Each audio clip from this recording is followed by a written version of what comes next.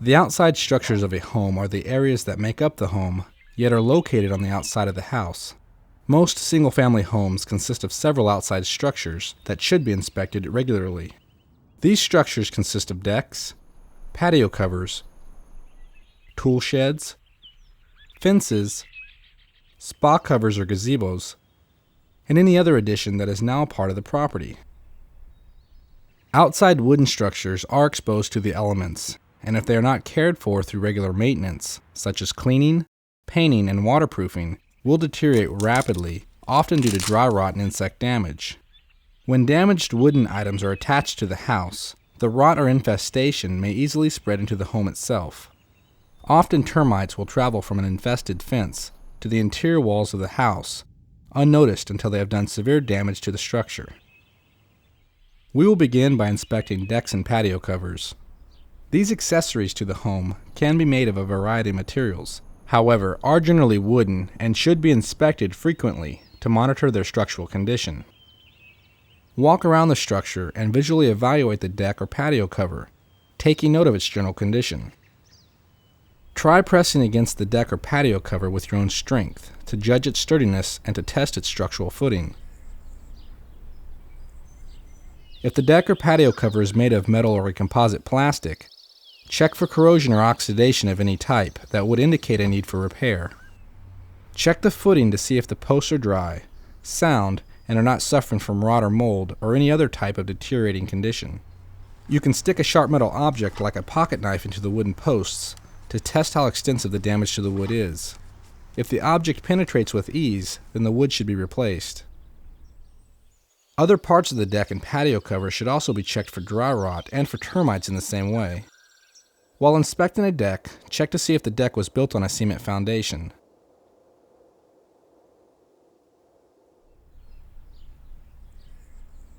This inspection might require you to lie down on the ground and shine a flashlight under the deck to get a better look, given that some decks are built close to the ground and make inspection difficult.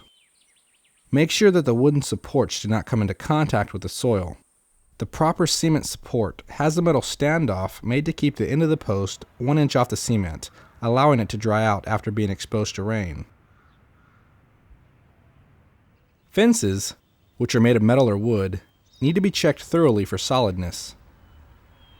If a metal fence is being evaluated, check the concrete footings to see that they are still sound and support the fence's weight properly. Check for rust or any type of corrosion that could destabilize the fence in the future. The metal railings should not have any rust present.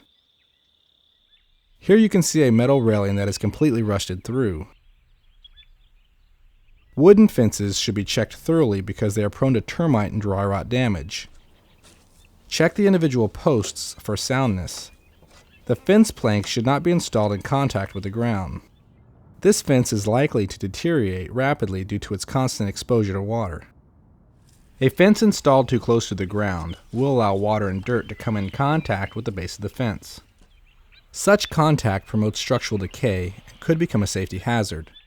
To check the structural condition of a fence, gently push on the fence to see if it moves. This will indicate whether the posts have rotted and need to be replaced, or if the footings of the fence are too shallow and do not support the fence's weight correctly. Look over the entire fence for any signs of insect damage to the individual pieces of wood, or if there are stains from water damage. If the wood looks like a dried piece of fruit, then there is a problem.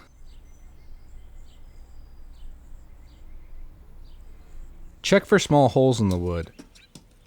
Often at the base of the fence you will see what would appear to be crushed pepper or nutmeg sprinkles on the ground. This pepper-like residue is from termites. If you can see this, then again stick a sharp object into the wood and check for termite damage. Here you can see live termites in a wooden fence. This is a major problem and does require the fence to be extensively repaired. Fences in a normal backyard can run many thousands of dollars to replace, so don't overlook these items in your inspection. The walls of a property help to control and organize any landscaping. These retaining walls can be made of stone, brick, concrete block, interlocking blocks such as keystone blocks, or even wood. Each material has its own benefits, drawbacks, and aesthetic. All walls that are inspected have the same basic features. First of which is adequate drainage. Water can build up behind a wall and cause a hydrostatic water build. A well-planned wall should be built on gravel with a perforated drainage pipe below. Weep holes along the bottom of the wall also allow water to drain properly. Walls should be level and not leaning forward. When a wall leans forward, it is because the structure of the wall is not able to support the weight of the backfill. Such a wall will require a brace and repair, so the wall does not fall down and injure someone. Many local governments require outside walls over 3 feet high to be permitted to ensure quality and safety. When you are looking at a new home, make sure to inquire about the legality of any addition to the property, because it is illegal to sell a home not complying with local standards. Masonry block walls should be checked for openings in the mortar joints or any structural deformity. Make sure the wall is not deteriorating in any way. Inspect closely the individual blocks, ensuring that they are securely attached to the wall so there is no hazard of a block falling off the wall and injuring someone. Concrete cinder block walls should be evaluated to determine if the wall is level and not sinking into the ground. Concrete walls permitted and built to code should have structural rebar inside. Here you can see a wall that was built without the use of rebar. When a wall is built without rebar, it generally cracks profusely and falls apart over time. Interlocking brick walls, such as keystone retaining walls, are some of the strongest walls built to retain dirt. These walls can flex and move with environmental changes with no damage to the wall. The walls are built utilizing a fiberglass retaining pin that secures the bricks vertically. Keystone walls should include a deadman anchor if the wall is over 5 blocks high. To inspect this wall, check for drainage overall, and that the wall is level. Make sure that the blocks are not cracked or missing. Retaining walls made of wood should incorporate treated wood to slow down decomposition. Depending on their exposure to water, many wooden palisade walls begin to rot out and may become structurally unstable within 5 years of being built.